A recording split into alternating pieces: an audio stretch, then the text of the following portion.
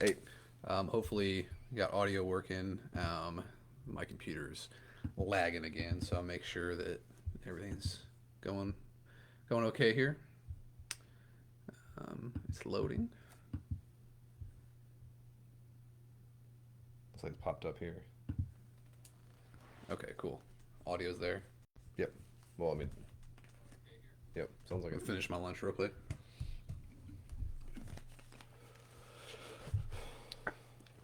There's Blacklist Games. Yo, I guess there's a share button here, so I can share this to the fan group myself. I'm not sure if I want to though. It might make my computer just crash. I'll let Blacklist do that.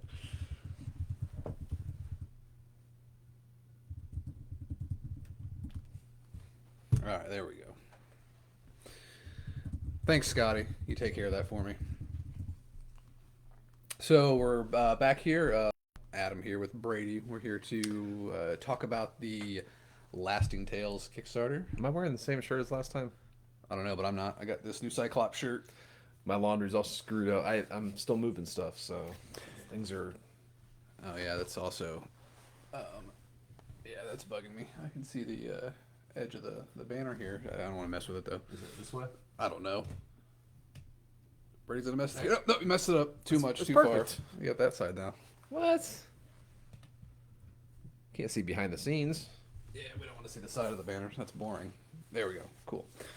I don't see the comments. Oh, there you So go. yeah, we're here for Q&A, but we're also going to address any comments we've seen on the Kickstarter page itself. I know not everybody on the Kickstarter uses Facebook. Unfortunately, there's not really a good platform that everybody uses. Maybe YouTube I think is a good one, which we usually do YouTube. But we thought we'd try something different and kind of tap into our Facebook crowd. We have a lot of Facebook followers. 9,000 followers. I see right there. Cool. Yeah. So hopefully some of you guys can join us and over your lunch break or whatever, and hit us with any questions you might have about the Lasting Tales Kickstarter or any of our projects. Really, we can kind of give a little update about some of our projects, where they are. Some of you who are backers of the Things to Series One Kickstarter might have saw our update yesterday, where we finally got locked in for our boat schedule for U.S., Canada, UK, and rest of the world, which is awesome. It sucks that it's been delayed with all the shipping situations going on in China and everything like that, and worldwide shipping is just kind of a mess right now. But we're thrilled that we got everything on track to get everything delivered to you guys. You've been patiently waiting, and I know you guys can't wait to get your miniatures. So very excited about that. Um, Also, the we got some samples for Hour of Need, Oh yeah, we and got the. I think we might have talked about this on the playthrough we were doing for the hour, the live playthrough. But we were waiting to get some kind of final boards. We had some preliminary ones from some samples, but we had the boards wrapped, so they're more secure. They were pretty good map tile. They were based on the map tiles we've done previously in like Street Masters. The samples we got. But because we had folded boards, we wanted a little more, a little more security on the edges. So they wrapped the edges for us. Now they're kind of more like traditional game boards, since they fold in the end of the box. But yeah, they came out looking great. So we'll probably do another like kind of both maybe an unboxing slash playthrough of the final stuff when we have it all together. We're still waiting to see the final back trays and everything to make sure that we got sign off on those and get that thing going. yeah, so Hour of Need is moving along in production. I think the VAC trays approval is the last step, and yeah, once we see those and make sure they're what we want, we can sign off on them and get all that stuff wrapped up. Also have Dire Alliance Horror, which is at the factory, getting miniatures rolling on that one, I believe, as well as Street Masters reprint. All kinds of fun stuff getting printed. Been busy. But yeah, then also obviously our big focus has been Lasting Tales. Been working on that one for months now, and you guys are kind of seeing, you know, slowly unveiling all of our plans with that Kickstarter. We've been knocking out stretch goals like crazy. I think that we're I don't know how much better we're doing than we were for Fantasy Series 1, but I know by this point in Fantasy Series 1, we'd been out of stretch goals. Like, we would have had, I think, 525,000 was our last stretch goal on Fantasy Series 1. Well, I think on the timeline, we're obviously doing much better, the trajectory on this time around, because I think we didn't get a last minute push until I think it was like the last 10 days or something. So No, early it's only on, the last few days because yeah, I mean it was kind of slowly climbing the whole time. You know, like I think we unlocked 1 or 2 stretch goals a day for like the whole Kickstarter. This time, obviously, we plowed through a ton early on, and we're now kind of in the more mellow part of the campaign. I think we're about to unlock the half orc cleric. I think we're getting pretty close. I have my phone here just to check. Yeah, it looks Scotty like says we're we're at 63 stretch goals unlocked right now. Crazy. yeah. So we're getting pretty close to that half orc cleric, and um, then we'll be revealing what's next, which I had some people guessing in the comments this morning. I will say nobody's guessed yet. I think someone got close with the category, but um, so we'll look to see if we have any questions in the comments. Yes, thank you for the shirt. The comments about the shirt. Yes, I love this shirt as well. I don't know why this made me think of it because this combination probably because I was watching Deadpool too the other night when Deadpool has that collar on, takes his power away. He's like talking to Russell. He's like, "My superpower is like a flaming ball of cancer. Just give me a bow and I might as well be Hawkeye." I think it's because it's Marvel, but this That's is not Hawkeye. I know, but it's because like this is like the Marvel equivalent of Hawkeye. I did get this. I got this shirt, but I also got a Hawkeye shirt. I'll wear that next time. But yeah. Regarding Lasting Tales, what happens if we don't reach the social goals? Are we going to get extra content anyway? Is it going to be narrative campaign as an add-on or extra content? So, the social goals will be added into the book. We have lots of content planned for the book, so there's no shortage of content, especially adventures. And there is definitely going to be a narrative tale in the book. Yeah, So it's hard to quantify extra with the book because the books, the writing of the book, the testing, all that stuff, the development's still in process. So since we haven't presented like a book yet, like we didn't see the obvious value of showing extra content people could get because we just want to make sure we have a very robust book, and that way in the future when we do additional books, you can kind of scale it better about like what extra content actually means and everything. Yeah, I did see some people in the Kickstarter saying that they were wondering why there weren't stretch goals for the book. Mainly because we're just packing that book like crazy, and also every stretch goal we unlock is something you can use in the book. There's a lot of hero miniatures, but again, we want everybody that gets this game and these miniatures to be able to find the hero that they want to play. No, you're not going to use all of them all the time, but there are followers in the game. There's also ways to use them, like for example, in the demo scenario, the Apprentice Necromancer. I use the Human Male Wizard from Fantasy Series 1. There's going to be lots of ways like that to utilize miniatures in a skirmish game, like Lasting Tales. It's a very open system, and it's going to be very easy to, for fans to make their own content for it. We're just really excited to get it out there so people can kind of see for themselves just how robust and open this system is. I think I answered that question. Was that yeah. the extra content one? Yeah, I might have gone on a tangent there because he was asking about if we don't hit the social goals. Yeah, we're not going to do an add-on for book content because it's all going to be in the book. We do have a couple more add-on ideas that we might throw into the Kickstarter. But as far as the book's going to be kind of self-contained in the core book, and anything that we're not able to fit into the core book just because of size restrictions. We have high hopes for this game in the future and lots of plans for ways to expand it. So anything that's not going to make it into the book, like Demonkin and Dragonkin, that people have been wanting, that's definitely going to be options in the future where we're going to have those races available in a future book. So, yeah, and somebody else asked, any chance I think you touched on add-ons, any chance on add-on card bundles or like a pack of NPC townsfolk? But yeah, we don't have any plans to bundle the add-ons. We kind of like them to be a la carte, kind of get what you want out of those. They're already really well priced. It gets confusing with like production, the run counts and everything. Yeah, also, if we don't the amount of add-ons you have, the different combinations just makes it more complicated in the back end and the pledge manager. So we try to keep things as simple as possible with pledge levels and add-ons. Just kind of keep it clean. Will mind flayers be added? Mind flayers are trademarked ones, right? Mind flayers are indeed a trademark. Yeah. Yes. So yeah, but there's potentially, different takes on that kind of creature, but not the mind flayer because you don't want to get you don't want to tread in that territory. Will the you skipped one though? Will the book have an Oh, introduction to the world setting? yeah, Yes. yeah. We got to That figure out how much we can fit in there because like we have kind of a lore story Bible on the side. So whenever we start laying out the book, we can figure out where we can piece, the all the lore in without overcrowding the actual game rules and everything. So it's a balancing act. Lasting Tale is going to be the focus for a while with possibly with fantasy series. Do you guys have thoughts about doing a sci-fi series? Absolutely, I'd love to. In reference to this, I actually just pre-ordered the new Stargrave, which I'm super excited about because it's like Frostgrave in space. I love sci-fi myself. The challenge is just trying to figure out which direction to go with it because everybody has their own, ideal sci-fi setting. There's so many different ways to do it.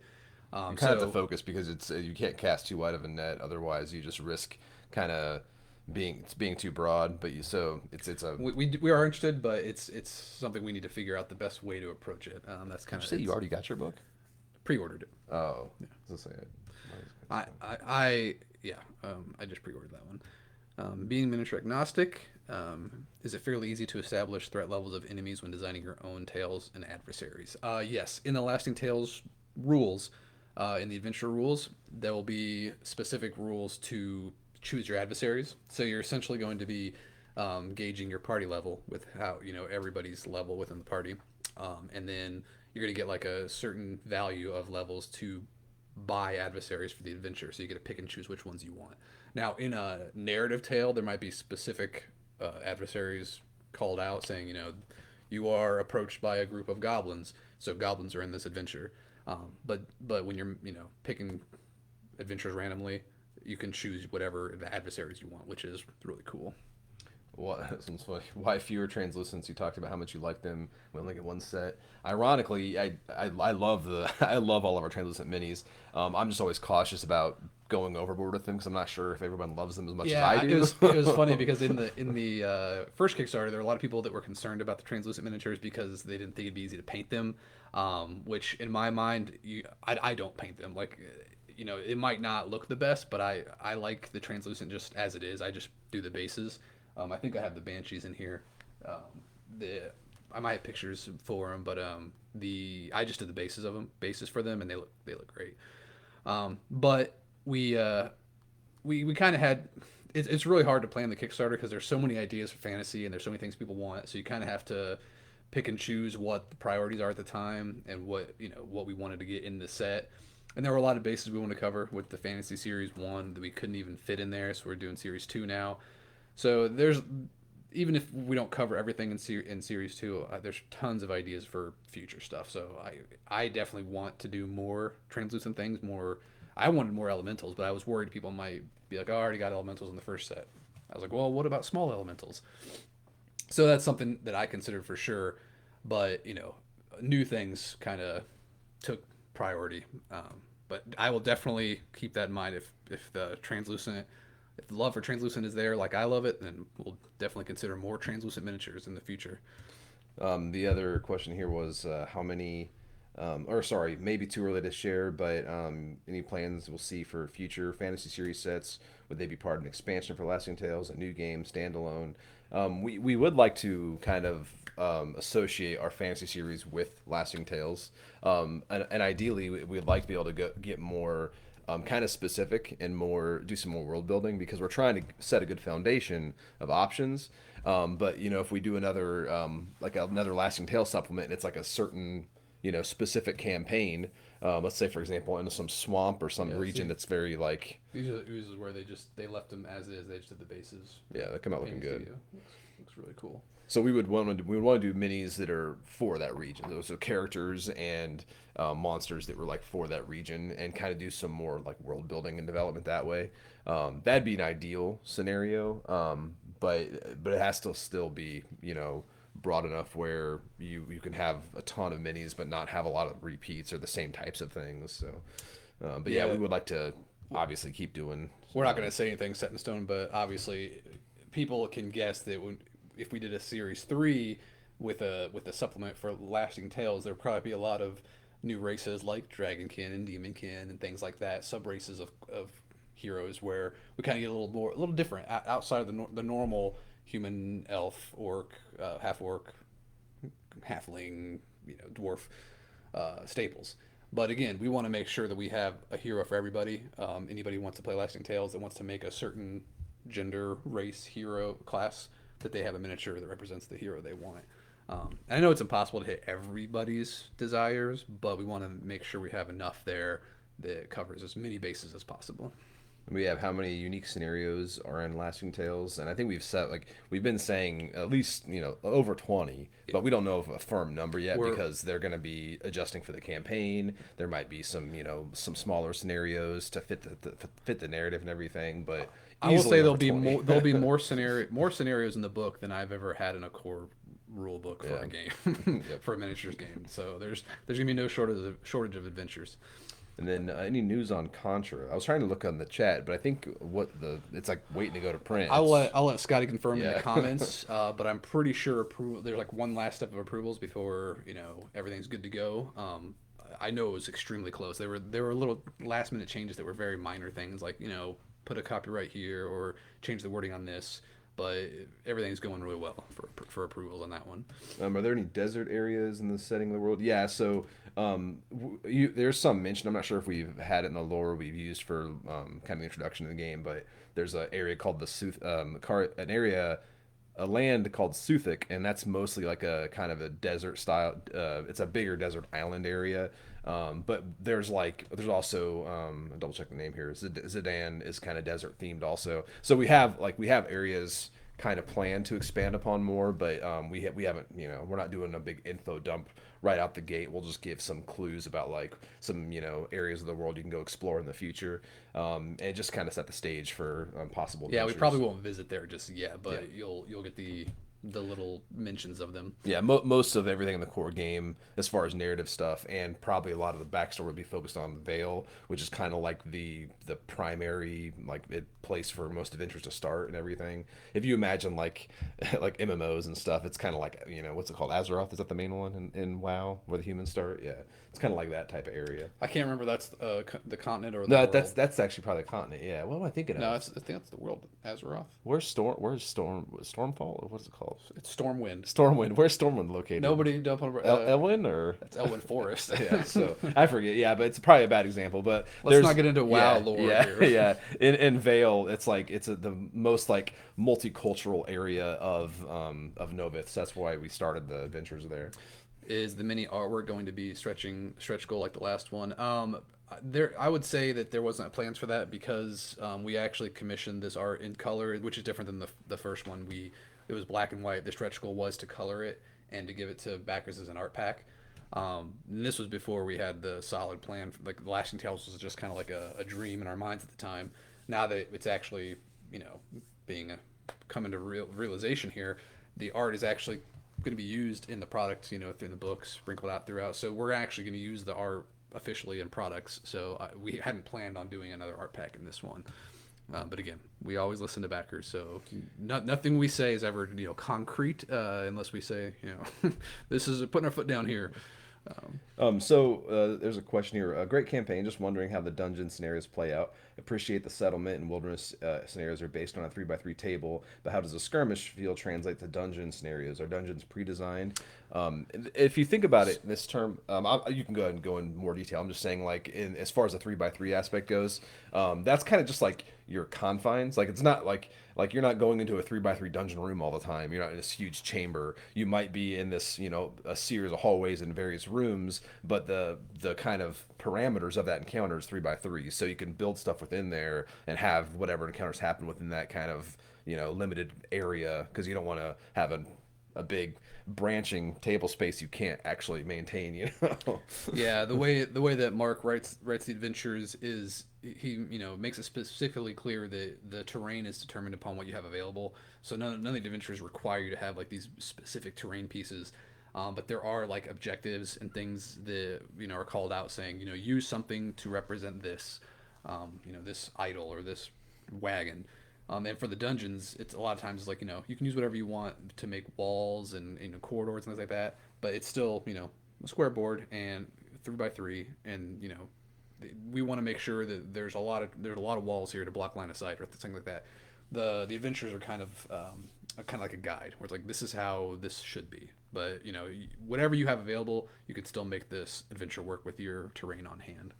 Any hope for more unusual race heroes, demonkin, dragonkin, birdkin, or will it be just human looking and half orc till the end? So I'm not going to give anything away of stretch goals just yet, but I will say that the stretch goals are focused on lasting tales. There are miniatures we want to be able to use in lasting tales. So that's something to keep in mind when you're thinking about what's going to be in stretch goals. We're not going to tell you specifically what it's going to be, but it's something you can use in the game. Yeah, and also we like to look at those things too as each series having enough content where you have a lot of variation and choices. We wouldn't want to just shove in like one random hypothetical example, a birdkin. That's like here's your one birdkin you can use in this series. That'd be something you'd have for like more robustly expanded upon in another series because you would once you have all the kind of the base game stuff Now, established, you can start getting a little more yeah, and creative. we did sprinkle those in Fantasy Series 1 because again, that was planned a little in advance, and we were kind of making it as general as possible to appeal to as many like D&D players that uses miniatures for all kinds of purposes. Now we do want to do it with this one as well, but we also want those miniatures to be used in Lasting Tales. So there's a little delicate balance there. But as Lasting Tales expands, the types of miniatures you can use in the game also expands. So it's kind of an exciting thing to think about as the game grows. The types of miniatures that we're going to do is going to grow as well. If you add 120 to the pledge manager to pledge for Fantasy Series 1, will that cost that in the pledge manager? Will Fantasy So Series if 2 cost 75 if you got a second set? if you pledge for a pledge tier during the Kickstarter, you lock in the prices for the Kickstarter. So any price increase will be affected by people who did not pledge for a pledge tier during the Kickstarter. And if Scotty's in the comments, maybe he can type that out to be more clear. But I also think that's addressed in the FAQ. So check out the FAQ on the Kickstarter page, and it should answer that for you. Yes, Stargrave. I'm pretty excited about that one. Um, Gabriel request. Oh, the Demonkin, Birdkin. Yeah, Beastkin is something that can encompass all kinds of anthropomorphic races, and we're all into that. People who are familiar with Alter Quest know that Bray and I love anthropomorphic races, so that's definitely something that we want to do in the future. How do unit numbers work in the demo? There are numbers of parentheses next to adversaries. Does this mean you cannot add more than this number to your game? Yeah, when you pick an adversary unit, it tells you how many are in that adventure. So for example, if the adventure says your goblins are 3, you're going to bring 3 goblins as a unit to that adventure, and that's how many you're using in that adventure.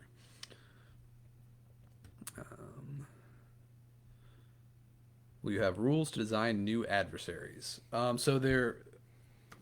It's with the character creation rules in the Lasting Tales book and the adversary profiles. It's going to be very easy for people to experiment with adversaries. Like making them, leveling them, making them more more difficult or easier, messing with their stats, or creating their own adversaries altogether. I feel like once you get into the game and you see it in its entirety and start playing it, you'll see it's pretty easy to play in, like to tweak and to make your own content. That being said, I don't think we're in the core book. I don't think we're going to have rules for specifically how to create adversaries, but that is not out of the question in the future. We have all kinds of ideas for what to do with the future supplements, but the thing to keep in mind is we're trying to keep this core book not to be like a dictionary sized book. We want to make sure to keep it reasonable for a hardback rule book. But it is going to be full of stuff. So, sorry if I'm getting slow here. I think it was you were the one. You were covering the one about the rules about new adversaries. So yeah, super excited about the blob. Yeah, the glob is cool. If you get a potion or a scroll from a chest, does it stay in your inventory until you use it, or does it take effect immediately? You use it. You take it into your inventory and you use it whenever you want. Um, if you are searching, you find like a new weapon or something, you can do a free swap action. I believe that the term is swap action in the game, to equip it right away if you want. This question here, this is my assumption. Would more lasting tales mean more hero characters every Kickstarter? Not necessarily, No. because we might do, like I said, we might do very themed expansions in the future and make it more, Yeah, more of a vision. if we do, for example, like for example, one of the first expansions we've been thinking about is things to bring in new races, player races, stuff like that. That would obviously, we would want some miniatures to correspond with that. But if the new expansion is just like, here's a new campaign, here's a new story to play through, um, it would just be mostly monsters, probably, enemies to go coincide with that. And if the game keeps doing really well, maybe we don't have to tie it to a Kickstarter anymore. We can just do books and little miniature packs as the game expands. That'd be awesome. We'd love to do that. Yeah, one thing I kind of associate it with is if anybody's familiar with the Pathfinder Battles miniatures line the WizKids did, they did get some good minis for that. But I remember they did like a series because I had the hardcover Rise of the Rune Lords campaign book, and did a miniatures series to sell miniatures along with that book. But I kind of just wanted to buy a box of minis that had every character and every monster I needed for that book. So I'd like to do stuff like that in the future where you just buy this box and it's a cool collection of various minis, but but if you play the game, you'll have everything you need, for this one big huge adventure or something. So that's also a possibility. Why make so many different class versions? 3 bards, 2 4 druid, 3 rangers, and so on. When even in Fantasy Series One, we also have those classes instead of monsters drow. So we want, like I said before, we want to make sure that we have hero options for anybody's character creations. So yes, we have fighters, but we want to have a fighter in every race and gender combination possible, so everybody has that hero that they want. And not only are those hero miniatures useful for that, but again, they can be used as followers, and we can also have special characters in games that they can be utilized for. The heroes, they don't they're intended to be a specific class and race, but they don't necessarily have to be represented that in the game. You can use an elf fighter to be a drow assassin if you want, because it's that's the beauty of skirmish games. It's kind of like your creativity is the only restriction about what you can do with these miniatures. You want And someone and else for an example? yeah, I can do that. And about like drow, for example, that's another tough one, because I mean, drow like are kind of D&D, like the aesthetics that people associate is like a D&D Yeah, thing. you do. Yeah, But dark elf is kind of a general thing where it's really just a dark skinned elf. So any of the elf miniatures we have can be dark elves, because Yeah. you just paint them as dark elf. Yeah, because then you get more into like kind of IP areas, because you have to design the aesthetics of the clothes to match what somebody's perception is of a dark elf or a drow. So like we try to do it in a way where these elves, you can make them, if you paint them darker schemes, their clothing can be whatever how you envision the dark elves to look. You grabbed a weird one, by the way. Oh, which one do Get you a want? human. Get a human. I thought that dude, She's a she's a harpy. She's these like are- she's got chicken legs. They're humanoid. You want the priest Sure. or The Winona Warren? I mean the either of those, both of those, fine. Yeah. This Brady's grabbing a couple of miniatures from the from Altar Quest, and just so people have an idea of the scale, they're very close. Like the scale's very close. The biggest difference is in Altar Quest. We made the bases a little thin, like a little smaller than 25 millimeters, at like 23 or something, which I'm not happy with, because we had people in the Kickstarter that wanted to make sure that they didn't go over the squares and the boards, and we kind of wanted to make sure we address backers' concerns. But I don't feel like they would have gone over the square now that I saw the finals. So I think that the Altar Quest bases are a little smaller than I'd like. So these are the Fantasy Series 1 are standard 25 millimeter. That's the biggest difference between these two miniatures. The scale is very comparable. So this other one is a good example of the more specificity I was talking about. Because this Kenneth asks, This is Winona Warren, and sorry, I scratched my finger earlier. Gross band-aid there. Kenneth asks, any chances for seafaring scenarios would be a good excuse for a huge kraken, perhaps. So that's something we would like definitely want something as a more robust supplement. Like here's a book that's kind of all sea adventures or like pirate themed or something, and it had rules and how to do like ship combat, all these different things. So that'd be something that'd be a great like here's a book that's all themed toward that, and then here's a bunch of miniatures that would work for that. Here's some merfolk, here's some kraken type miniatures. So yeah, we have lots of ideas like that for the future for sure. Can we hope for Fantasy Series 3 containing exotic stuff like turtle race, merfolk, forest goblins, slaves, or even bird people? I would say that'd be great. I'd love to do stuff like that. So yeah, I mean, the I will just say the more successful our fantasy miniatures line is, the more things we can do with it. So if this one keeps doing well and just explodes toward the end, then this the sky's the limit what we can do in the future. Um, Obviously, we want to make sure everybody gets their miniatures in their hands so they can see the quality themselves. There's so many people that haven't seen their Fantasy Series One just yet. Even though there's videos online, people can see the quality. A lot of people want to have the miniatures in their hands, and I get that. So hopefully, when Fantasy Series One is fully delivered, and then later, like next year when these are delivered, people will have a good idea what to expect quality wise, and we can just focus on what's the new cool stuff we can do. We want to have people's trust to know that we can deliver quality miniatures. So basically what I'm saying is for like Fantasy Series 3 or in the future, like I'd love to do all that stuff. So it's really sky's the limit. Yeah, which also covers the next question is more monster focus. We try to have a good balance here at the for the first two series, but like as the foundation's laid, yeah, I mean these other we could have Yeah, series that are more specifically focused toward. and even future series too, where like I would like to do things where we just do more goblins, like different poses of goblins. We have the 5 goblins in series one, but I'd love to just do a couple more random goblin characters that you can just use And in that place and that and goes kind back into what I said before. If we have a specific story we want to tell, and there's an encounter in that story that uses goblins, we would include goblins, but just make different sculpts to of. make it worth your I bucks. mean, we So can easily like expand goblins into all kinds of different, goblin assassins, goblin, mercenaries. Like, we can have all kinds of expansion in the future to focus more on specific enemy races that just give you more options for those enemies. yeah, and this goes off of this question too.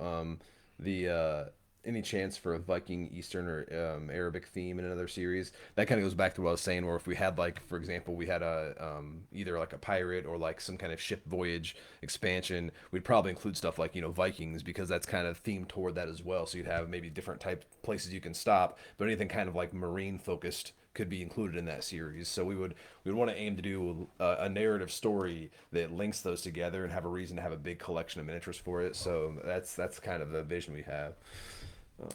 Art pack, lots of requests for art packs. What are your thoughts, ideas for how to create a story campaign when you are a solo player? I have a lot of thoughts about this. So yeah, that's the beauty of Lasting Tales. It's designed from a solo cooperative standpoint, so you can play it solo right out of the gates.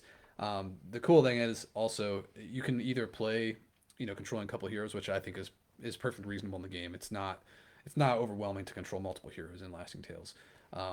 However, if you want to play just one hero, we have there'll be rules for followers to kind of help with that, give you more options on the table, more survivability. But yeah, the game itself is going to be playable solo right out of the gate. And what I'm assuming you mean by creating a story campaign is how to tell a narrative story when you're just playing solo. And a lot of that, while that can be just done, naturally, if you have an imaginative storytelling personality where you want to describe what you're doing, like writing it down or just in your head, and kind of like either record what happens random, like because you can do a lot of stuff randomly throughout the game, like randomly generate a lot of effects.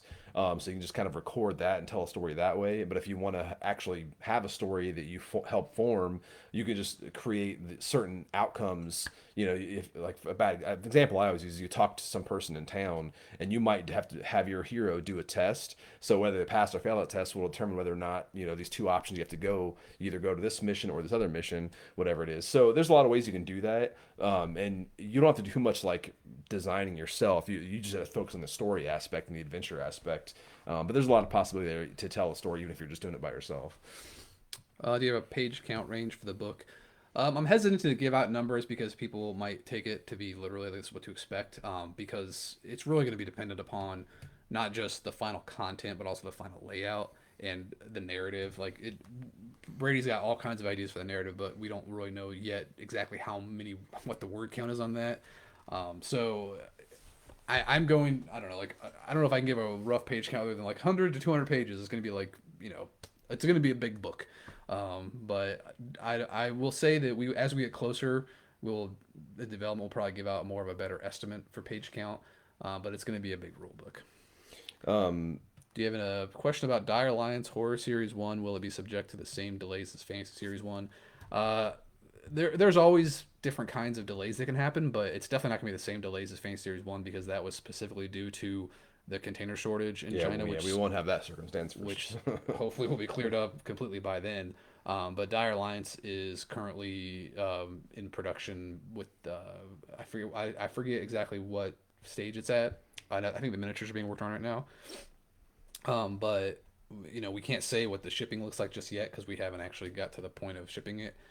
But I would hope that the container shortage isn't going to be affecting things months from now. Yeah, it So, sounds not because I mean right now we're getting close with like Hour of Need is getting to the final stages of production to get to move to shipping, and I think we would know by now if there were any delays in well, that. So we'll hear about that when yeah, when Hour of Need gets yeah. boxed up and ready to go. But Do you play Rangers of Shadow Deep too, or mainly this for us, Gray? We haven't played so much Rangers, yeah, but I got the Ranger Shadow Deep book, but there were elements of it that didn't really excite me as much.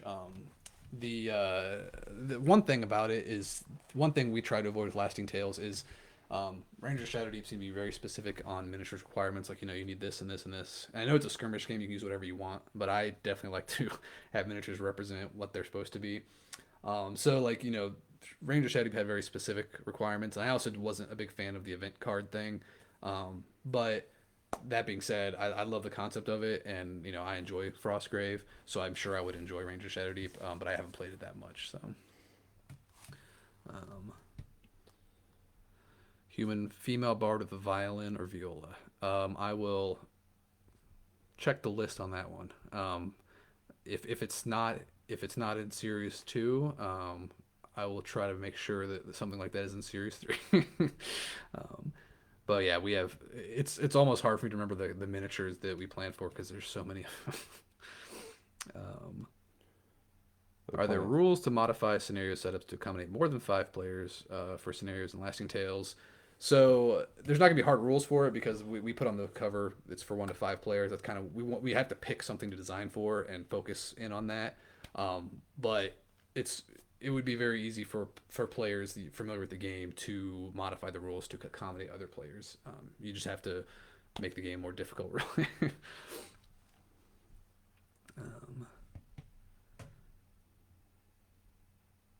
um, I might have missed that. Might be a response to another question. Oh, like the Dark Elf thing. Regular elves. Yep. Elf. Oh, it's elf discussion. Yeah, I have seen people asking for more monsters, and it's definitely something we want to do as well. There's again the thing is it's like it's difficult because you want to please everybody with the miniatures you choose to put in a collection. Some people are gonna love certain choices, and some people aren't. But we're always listening, so I've definitely seen people saying they want to see more monsters, and that's fine. Like I can understand that desire as well.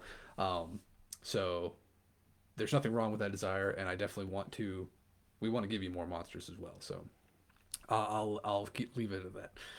Um, why not wait until Fantasy Series One minis were delivered? Wasn't that the plan? That wasn't the plan. That was the hope. I mean, the plan was we have a schedule for our projects, so Yeah, we yeah, have to kind of all business plans have to revolve yeah. around the schedule, and So you I mean, can't really the change the much. difficult thing is that while as fans ourselves gamers ourselves and we want our backers to be happy stuff like that, of course we would love for everybody to have Fantasy Series 1 before we launch this because we trust our product and we know people will be happy with it, and we've seen that ourselves. Like everybody's gotten Fantasy Series 1 has given us overwhelmingly positive feedback, so you know we're justified in that regard that we're confident in our product and people do love it. Now if we waited, if we had to wait until everybody got it, we'd be waiting for in unknown amount of time. Like we can't control shipping and delivery, and that's the challenge. It's like we're kind of at the mercy of fulfillment, and boat schedules and all this stuff we just have no control over. Companies Well, cannot function by just yeah, like and sitting and waiting and the big challenge is, like if people like the idea of these affordable miniatures like in these large quantities, we kind of have to follow the schedule to make enough money to keep doing it. So if we can't keep making these games, then Bray and I have to find new jobs. Like we, our boss wouldn't be able to pay us our salary, and go we have back to to, writing corporate yeah. And if we proposals. were doing day jobs, we couldn't spend the time to devote to making these products. So it's something we have to do as a company. We have to follow a schedule. And again, if we waited till everybody got it, we would have no idea how long it would be. Like And you can't plan the millions of things that go into a project by just waiting, because you can't tell all these different people, like you can't tell the sculptors, hey, wait here, art, wait here. We can't, because you have to have the money to generate all Yeah. this to fund all those things, and you have to have projects moving along. So it is unfortunate that the outside appearance looks like oh, they're rushing to the next project, but the bottom line is that the projects don't stop. Like Yeah. the We timelines do not stop. we were done working on Fantasy Series 1 in the fall of last year, and everything was in production. Like we were done, and we had to. That's why Dire Alliance happened, because we were working on the next thing. And it's not like we're, oh, we're out of money, we need to do another one. No, like the money we fund goes to a project, and it's set there for that project. Then we have to do another project. We need the money for that project. So that's just the development cycle. There's so many different stages to development that we have to keep up with that. And the Kickstarter being live is just one stage of that development. And that's obviously the most public stage because everybody's there and seeing it. But that's just that one step. And so once this is funded, we're going to go and we're going to get all the sculpts done. We're going to finish the playtesting and development of Lasting Tales. And while we're doing that, there might be something else that pops up in the public. But again, it's just a different stage of development. So every project just goes through these stages. And as a company, we have to do it. Otherwise, we don't have jobs. And you'll notice a lot of publishers won't answer this question because really there's no answer a lot of times that people can't accept, because they really don't really care about the kind of boring details, which a lot of ways we find the details of the business operations to be kind of the boring part of our jobs because we get to make games.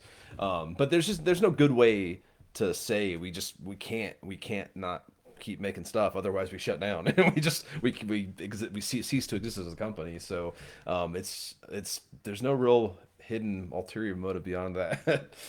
Yeah, I apologize if that was like a rant or anything like that. Yeah, But it comes there's up a lot. there's a lot of things that I just can't express like online, and it always comes off defensive when you're trying to explain your stance, and it is like this is our jobs, so sometimes we might sound defensive because we're just trying to do our jobs and we want to focus on the fun stuff. But there's just so many things behind the scenes that people might not think about, and we're happy to talk about it. But again, it's hard to communicate that on a keyboard for me, so it's a lot easier for me to just talk about it. So catching back up, sorry, just joined. Do we have an idea of when the stretch goals will end? We do not. I have to take this. I'll be right back.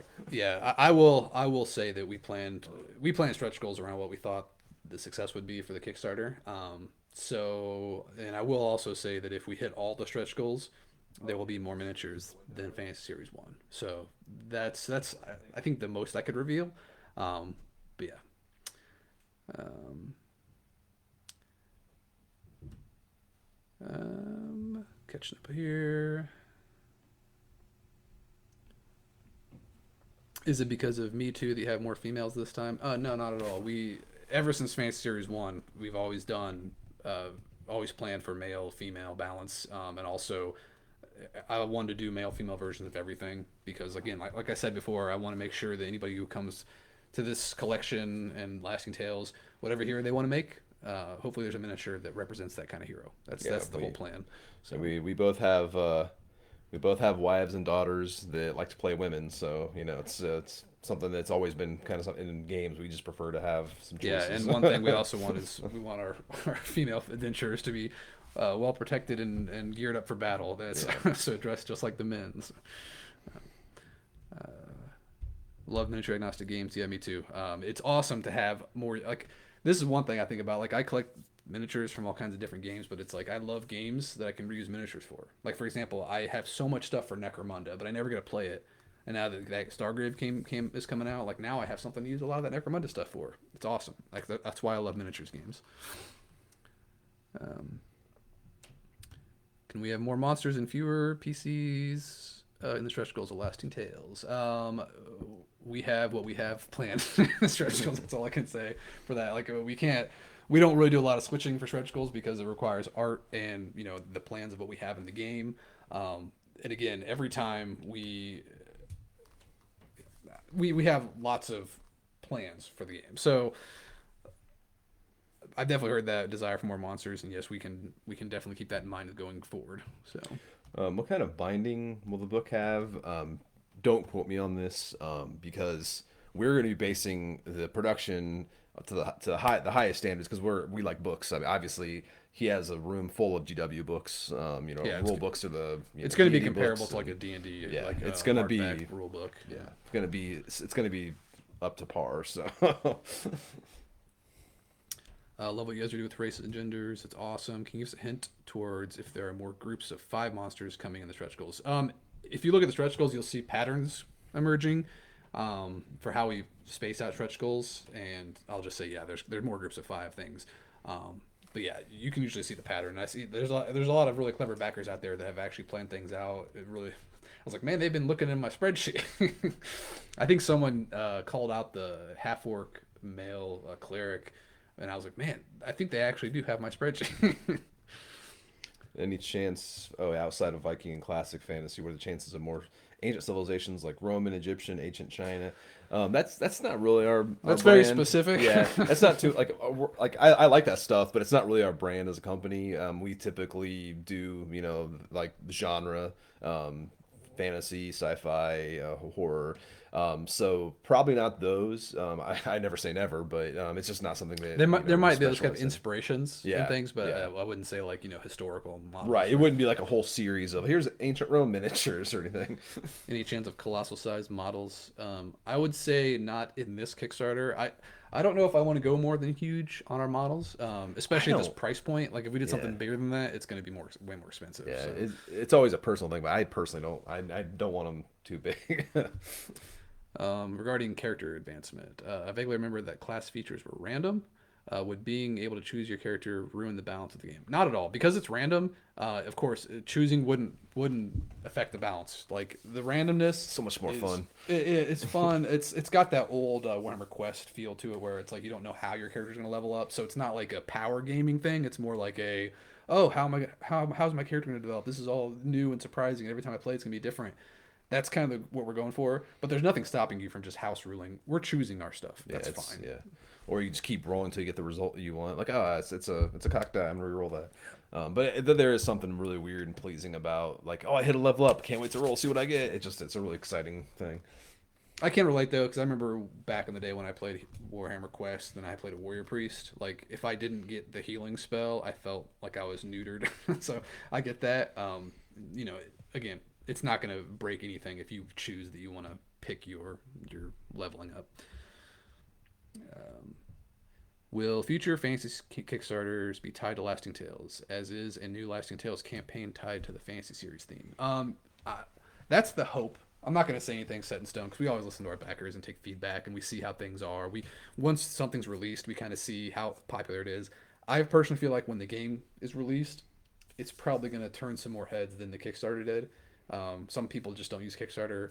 We don't know the best way to market to a lot of the skirmish crowd, the people that play Frostgrave and things like that. We try to, expand our marketing reach, but some people, we always get people coming up to us after Kickstarter saying, "I just found out about your game. I missed your Kickstarter." So we keep trying to find new ways to market our Kickstarters, and people that back our Kickstarters might see that we feature them now that they have updates because we want people to know about our Kickstarters. But the plan is that fantasy series miniatures would correspond with Lasting Tales content going forward. That's the hope. Not gonna say that's definitely the way it's gonna be going forward, but that's the hope. Have a request for models with different body types in the future. Yeah, for sure. Yeah, Definitely. I did that with the male human wizard was a little thicker human guy. I think his original art he was like really big. But yeah, I think and also the innkeeper he's a big guy. Yeah, probably more heroes, but yeah, the innkeeper's a good example. We have a question here. Will there be a world map with locations so you can map out the course of your adventures and locations you want to visit? Um, I hope I don't know for sure yet because we got to get the right art, but I do I can show you some sketches of my world art sketches are not good. I map out the world so I know what I'm writing about, you know, in the with the background and everything. But we've been focusing obviously a lot of the art assets and everything on the characters and the miniatures. But I would like to see if we can get the map done. I envision two maps. Like here's a world map of Aetha, and here's just Novith, which is the main continent. And you know was toying with the idea of having a zoomed in map of Vale, but that might be something where it's more needed for the actual campaign because the narrative campaign for the core game is not going to be so specific to track your like travels and everything. But I do want that possibility for future Lasting Tales content because you can do a lot of. I mean, it's like an RPG. It's a blank slate, so you can do so much stuff. But we want to kind of just ease into it a little bit. Is there a plan for a retailer to carry your minis in the future? Oh, sorry, I missed one. Fantasy Series 1 had a big graphic that showed all the models. Any chance of something similar in Fantasy Series 2? Potentially, yes. Toward the end, we like to have a graphic that new backers, like the last 2 days, can come and see everything that's been unlocked. So we're probably going to do something like that for this one as well, just to quickly show this is how many miniatures you're getting, because it's probably going to be a lot. It already is a lot for the price. Um, is there a plan for a retailer to carry your minis in the future? We definitely are always pursuing retailer options, more retail distribution, because people that know us know that our games are on the scarce end of hard to find. So we're always looking for new ways to get more availability to our product. That's always something we're working towards. Have you incorporated Ultra Quest features into Lasting Tales as official pieces? Not official pieces, not like with functional rules, but adventurers might call for things that would work very well for Lasting Tale features. So having those is definitely handy to use as terrain or objectives in the game. Brady, this is a question for you. Are there gunpowder weapons in the world of Yes, Lasting in Tales? Came there is a form of like black powder, but it's super unstable and it's only really used in game. They do have like really crude musket type gun, like flintlock type guns, but they're almost like just one and done type things. They're not very advanced because it's more of a dark art. But yeah, that'll be kind of like the depending how far it is till we go into the horror aspect. That's where like your horror series one would be set in Kame. That's where most of that takes place. Trying to find. I don't know if this will show up. Will this show up someone asked for the picture I of the mean, it's world going to map, be but yeah, it's sort just of. a very crude sketch of just like the placement of Someone's going to everything. screenshot But that. And it's going to be all over Board yeah, Game Geek. the other one was this one's a little more detailed because this is if we do have an artist that can do what we want to Make sure do. you don't have any Then vulgar text messages popping up while you're no, showing it. there's like the main land Novith. That's how I do my notes, just so you know. Did you mention any way to get rapid shipping for horror in Series One before? No. Anything in this Kickstarter is going to be shipped in the same shipment. We like just keep it simple. Split shipping is a nightmare, so we're trying to keep it simple. Any add-ons you get in this Kickstarter will ship with it. So excited! Fantasy Series 2. Someone asked again about unique scenarios and lasting tales. We don't have a fixed number yet. It's going to be over 20 Yeah. easily, but I do apologize if I might have skipped over some repeat questions, but if anybody who is coming late to this can watch the live stream on the Blacklist Facebook page, but there are some questions that we've answered a couple times. So, is there any reason for the scenery pack from the previous Kickstarter is not available at this time?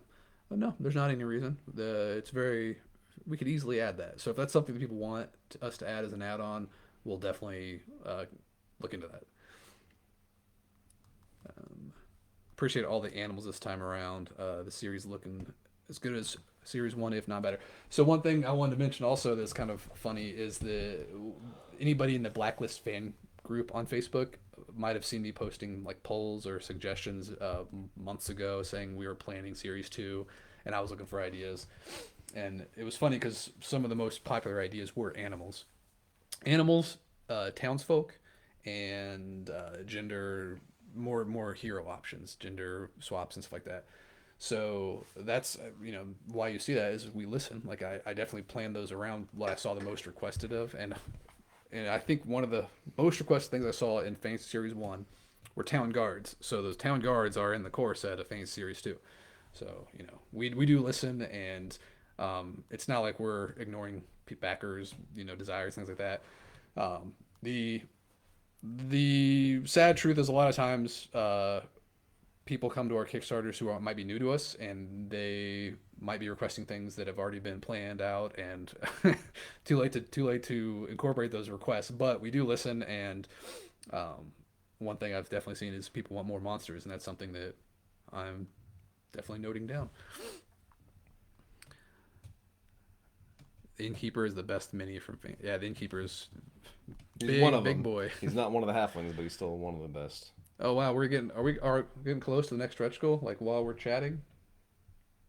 Getting Oh close to wow, my. only about 650 or $649 to go. I might have to cut out a little early. We're getting close to my Well, window repair appointment. That's all right. I mean, I was given this an hour Q&A at least, so I think we're coming up on an hour.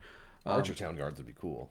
Max Wakefield, there's Hope could buy a branded tape measures and area templates. That's something again. That's not out of the question, but again, that might be something that I'd like to see.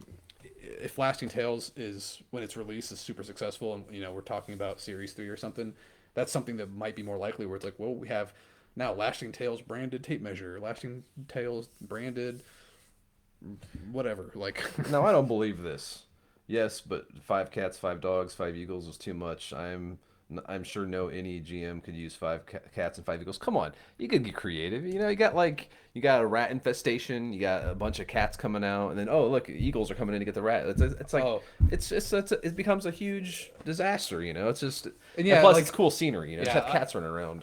I just imagine even like in Lasting Tales, we're doing like a settlement game, like an adventure, even if they're not like Crucial. enemies or something. I would put the cats and the dogs out there just like Yeah, just roaming around the street. good scenery, yeah. And plus, they could serve narrative purposes too. Like an animal can get in the way of a fight, like an eagle But swooping down to take somebody's like animal familiar, yeah, and to be fair, like in my mind when I'm planning these, like I wanted these because there are druids and wizards like that who have animal companions, animal familiars, things like that.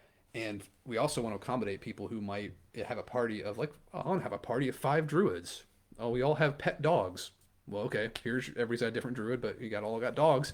Hey, I got 5 dog miniatures. So we wanted to have that option there. It's not like you need them, but there's definitely going to be ways we can use those in the game. Yeah, so. and I can totally see some sort of like crazy, like bird themed villain that summons a bunch of eagles to come attack. It'd be awesome. But yeah, You gotta get the wheels thinking. I also I just think they're more useful than just getting like one dog.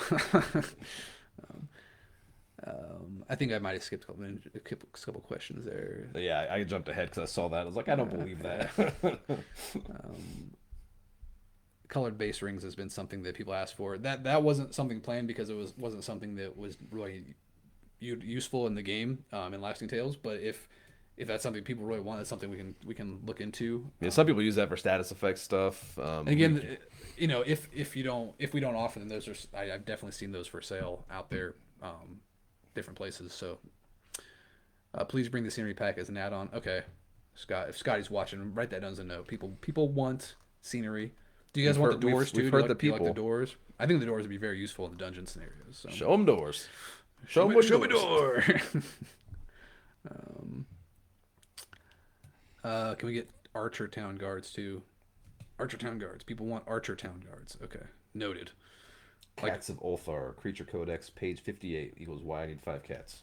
So I'm saying, yeah, there you go. Yeah, the pet I think the druid companion thing is one of the first things I thought of was like, if people have multiple druids in their game, we want to give them multiple options if they all want cats or they all want dogs as pets or something.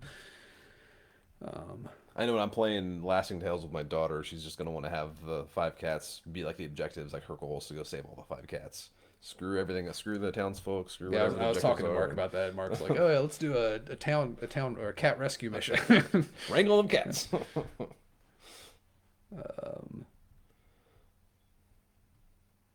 Okay, now everybody's talking about cats now. So. I'm more concerned about the eagles myself. I want to use it. I'm looking forward to using. Yeah, eagles. I did see some complaints about the falcon being on a a stump. But honestly, I would like that. I prefer that myself because nothing I hate more. I just really don't like flying The models with glass like clear stains, yeah. sticks. Like I mean, I almost will not buy a model because of that. Like I was getting to 40K a while ago when they first did the new Space Marines, and they had these guys on jump packs with like these curved, uh, clear sticks on their backs, and I just like that made me not even want to buy them because I didn't want to deal with that. Like I don't like flying models. I know some people might, but that's just me. So, and also it does make it it's more of a complicated sculpt and assembly thing, more costs involved. So when you're talking about trying to make affordable models, you have to make some sacrifices where okay, let's make the bird mounted on something that makes sense. And I thought a stump made sense. So we're getting a lot of requests for add-ons. So people are just waiting to put more So money into this. So doors. we got the another request here. The one we touched on this before, having the mats. We have good. We have confidence in the mats we do because we've done quite a few mats. Problem is there's such a good market already for like environment miniatures Oh, maps. oh yeah. Like it's just it's There's hard to. I mean, we could do it, but it's almost like there's so many types you can already get, and I don't know. It just seems like a it'd also be more of an expense for us. We'd have to get new art, yeah. and it'd have to be good art, 3x3, good terrain art, and it'd be new for us, something we haven't really done that before. So it's something new, something that we're competing with other people that already do it really well. So it's just something we're not prepared for in this Yeah, Kickstarter. it's an But investment on our end, and while we would love to offer it, it's just it wouldn't be as stable for us to yeah, do something like that. we don't know if we could compete with their prices or their quality. The people that already do it really well, they also ship in like these nice little nylon bags with zippers. It's like we Awesome. couldn't offer that in the Kickstarter, so it's it's a lot of things to consider when it comes to like mats, and they also make shipping more difficult. Anybody who's gotten neoprene mats from us in Kickstarter before know that they sometimes get shipped separately and they come bent, all kinds of complications. So lots of things to consider with neoprene mats. So. Um, how come the treasure chests look different than the mimic models? Just because they were different sculpts. The treasure chests were from Alter Quest. The mimics are a new sculpt, different sculptor. But I mean, when mimic is like basically like pretending to be a treasure chest, so it kind of transform when it opens a mouth. It kind of the treasure chest changes shape Blows anyway. its So cover. I gotta head out. why do we have jump and stretch goals instead of keeping it? Well, that's just the way that things. We have to have financially enough money to make certain things, and the way we frame our stretch goals, we try to make it so people can unlock as many stretch goals early as possible. So we kind of take a risk at lower gaps early on to It kind of is get a people risk. excited, with the hope that it expands into more backers at the tail end. So it's just a way to we have so much money to plan for. We kind of have to figure out the best way to space it out, and that's Yeah. just the way we do it. It's kind of like if you look at it this way, it's kind of like those lower gaps are just our marketing budget. Like that's eating into our marketing budget for the camp because like Something on the table. sorry, yeah, Kickstarter campaign is a marketing campaign, so those smaller gaps are like our marketing budget, and once it gets to that high, it's starting to deplete, so it gets back to kind of normal stretch goals. Could we get more add-ons for more animals? I think we might have How about one. buffalo? Like buffalo? I think we might have maybe I might. Let's see if we hit that stretch goal. Let's see if we hit that stretch goal next. See if we can talk about it. Are we close? We're like 400 some away. Probably won't hit it. I'll have to see what the next one is. But do large miniatures have special movement rules? Not inherently, but every adversary profile could have special rules about how it moves. For example, there's the ethereal keyword that banshees have. They move through terrain and other models. So the rules are inherently on the simple side of lasting tales, where try to have as little exceptions as possible, because special rules can always break those rules. Like any model could have some new movement rule. Like for example, like a giant worm or something would burrow underground, things like that. Um, Centaur and Minotaurs as playable characters that maybe in the future. Um, I'm gonna have to step out. I gotta run back to take care of some contractors coming to the house, but I don't know if you're. I'll gonna wrap answer. up. Okay. We have a meeting in an hour, so Okay. I can't go too much longer. All right. Brady's gone. See you later. You're stuck with me for. Yeah, thanks for checking us out, and thanks for all the questions.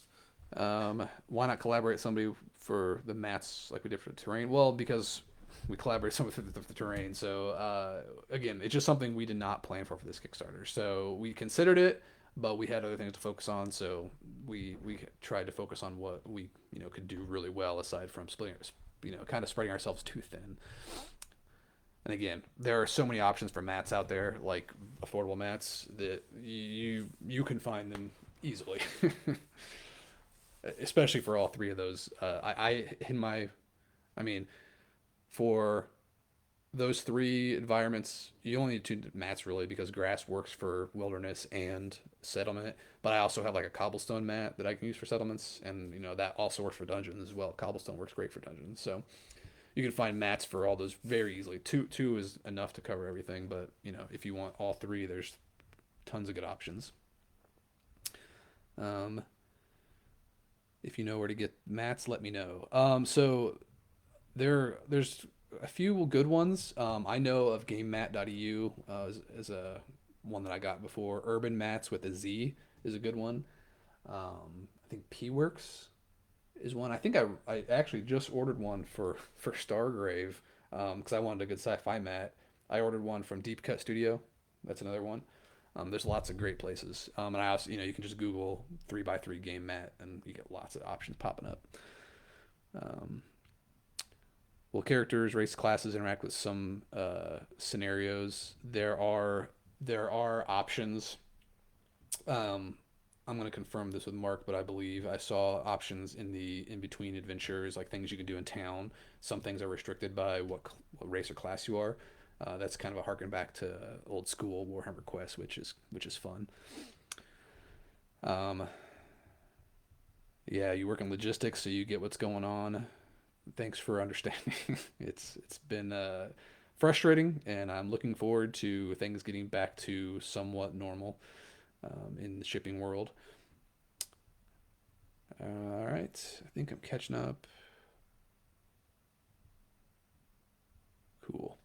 All right, I think I had all the comments, and I got to prep for a meeting here soon. But thank you so much for joining. Thanks for backing. If you backed the Kickstarter, if not, check it out. We're knocking out tons of stretch goals. I'm pretty sure there's going to be a big last couple days. There's a lot of followers in the Kickstarter, so I'm sure that when they get that 48-hour email and they see how many stretch goals you guys have been unlocking, they're gonna be like, I'm jumping on this too. I can't miss out on this awesome deal. And again, I can't stress it enough. This deal is exclusive to the Kickstarter, so if you're interested, back it now. Um, if you haven't yet, go subscribe to our YouTube page as well because we do Q&As and live streams there a lot, and you can get notifications when we do.